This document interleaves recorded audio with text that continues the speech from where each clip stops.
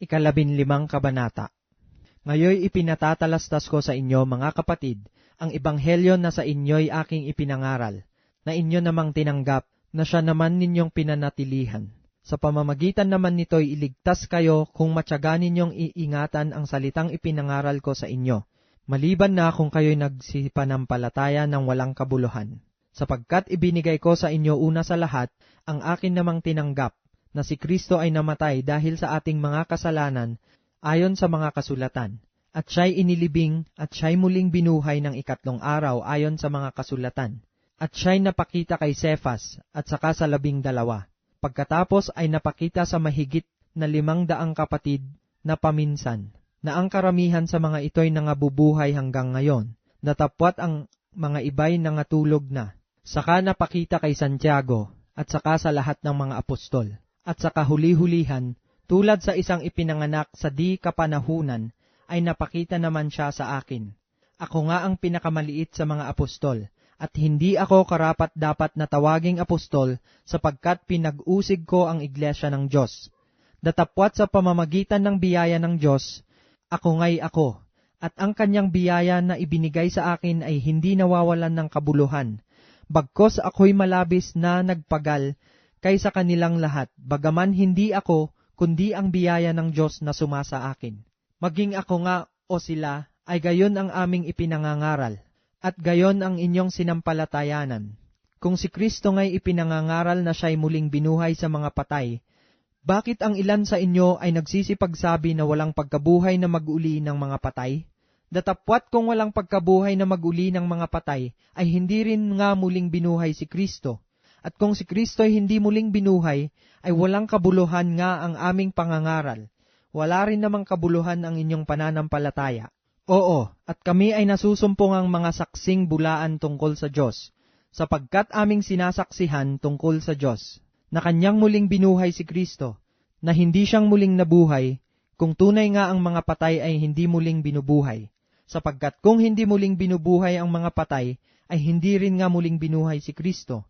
At kung si Kristo ay hindi muling binuhay, ang inyong pananampalataya ay walang kabuluhan, kayo'y nasa inyong mga kasalanan pa. Kung gayon nga, ang mga nangatutulog din naman kay Kristo ay pawang nangapahamak. Kung sa buhay lamang na ito, tayo nagsisiasa kay Kristo, ay tayo sa lahat ng mga tao ang lalong kahabag-habag. Datapwat si Kristo nga'y muling binuhay sa mga patay, na siya ay naging pangunahing bunga ng nangatutulog, sapagkat yamang sa pamamagitan ng tao'y dumating ang kamatayan, sa pamamagitan din naman ng tao'y dumating ang pagkabuhay na mag-uli sa mga patay. Sapagkat kung paanong kay Adam ang lahat ay nangamamatay, gayon din naman kay Kristo ang lahat ay bubuhayin. Datapwat ang bawat isa'y sa kanyang sariling katayuan. Si Kristo ang pangunahing bunga, pagkatapos ay ang mga kay Kristo sa kanyang pagparito. Kung magkagayoy darating ang wakas, pagka ibibigay na niya ang kaharian sa Diyos, sa makatuwid bagay sa Ama, pagkalilipulin na niya ang lahat ng paghahari at lahat ng kapamahalaan at kapangyarihan, sapagkat kinakailangang siya'y maghari hanggang mailagay niya sa ilalim ng kanyang mga talampakan ang lahat niyang mga kaaway. Ang kahuli-hulihang kaaway na lilipulin ay ang kamatayan, sapagkat kanyang pinasuko ang lahat ng mga bagay sa ilalim ng kanyang paa. Datapwat kung sinasabi ang lahat ng mga bagay ay pinasuko, ay maliwanag na itinangi yaong nagpasuko ng lahat ng mga bagay sa kanya. At kung ang lahat ng mga bagay ay mapasuko na sa kanya, kung magkagayoy ang anak rin ay pasusukoin naman sa nagpasuko ng lahat ng mga bagay sa kanya, upang ang Diyos ay maging lahat sa lahat. Sa ibang paraan, anong gagawin ng mga binabautismohan dahil sa mga patay? Kung ang mga patay ay tunay na hindi muling binubuhay, bakit sila'y binabautismohan dahil sa kanila? Bakit baga naman tayo'y nanganganib bawat oras? Ipinahahayag ko, alang-alang sa ikaluluwalhati ninyo, mga kapatid, na taglay ko kay Kristo Jesus na Panginoon natin na araw-araw ay nasa panganib ng kamatayan ako. Kung ako'y nakipagbaka sa Efeso laban sa mga ganid, ayon sa kaugalian ng tao, ano ang pakikinabangin ko? Kung ang mga patay ay hindi muling binubuhay, magsikain at magsiinom tayo, yamang bukas tayo'y mga mamatay. Huwag kayong padaya. Ang masasamang kasama ay sumisira ng magagandang ugali. Gumising kayo ng ayon sa katuwiran, at huwag mangagkasala, Sapagkat may mga ibang walang pagkakakilala sa Diyos, sinasabi ko ito upang kayo'y kilusin sa kahihiyan. Datapwat sasabihin ng iba, paanong muling bubuhayin ang mga patay, at anong anyo ng katawan ang iparirito nila?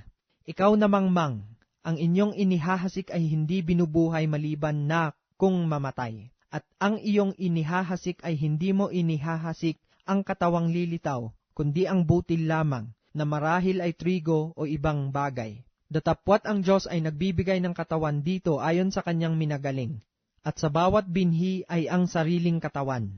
Hindi ang lahat ng laman ay magkasing isang laman, kundi may laman sa mga tao, at ibang laman sa mga hayop, at ibang laman sa mga ibon, at ibang laman sa mga isda.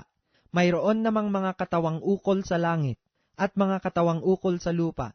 Datapwat iba ang kaluwalhatian ng ukol sa langit, at iba ang ukol sa lupa. Iba ang kaluwalhatian ng araw, at iba ang kaluwalhatian ng buwan. At iba ang kaluwalhatian ng mga bituin, sapagkat ang isang bituin ay naiiba sa ibang bituin sa kaluwalhatian. Gayon din naman ang pagkabuhay na mag-uli ng mga patay. Itinatanim na may kasiraan, binubuhay na mag-uli na walang kasiraan. Itinatanim na may pagkasiphayo, binubuhay na mag-uli na may kaluwalhatian. Itinatanim na may kahinaan, binubuhay na mag-uli na may kapangyarihan. Itinatanim na may katawang ukol sa lupa, binubuhay na mag-uli na katawang ukol sa espiritu.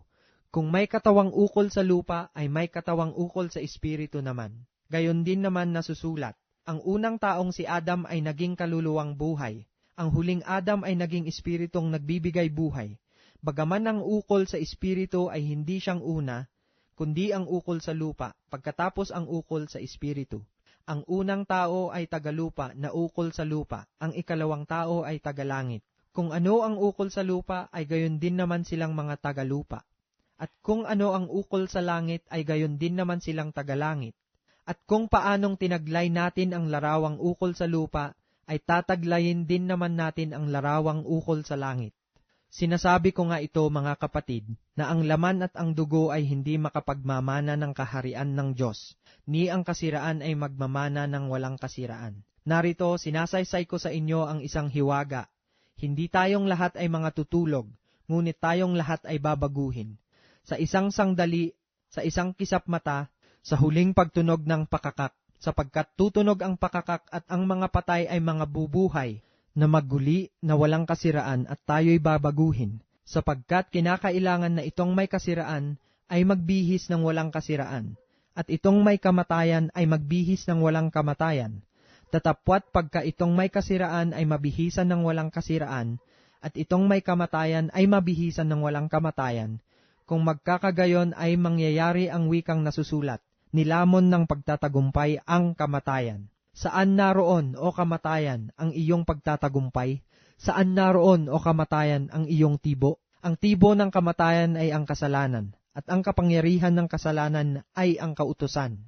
Datapwat salamat sa Diyos na nagbibigay sa atin ng pagtatagumpay sa pamamagitan ng ating Panginoong Hesukristo. Kaya nga, mga kapatid kong minamahal, kayo'y magsitatag, huwag makilos, na laging sumasagana sa gawa ng Panginoon. Yamang nalalaman ninyo na hindi walang kabuluhan ang inyong gawa sa Panginoon.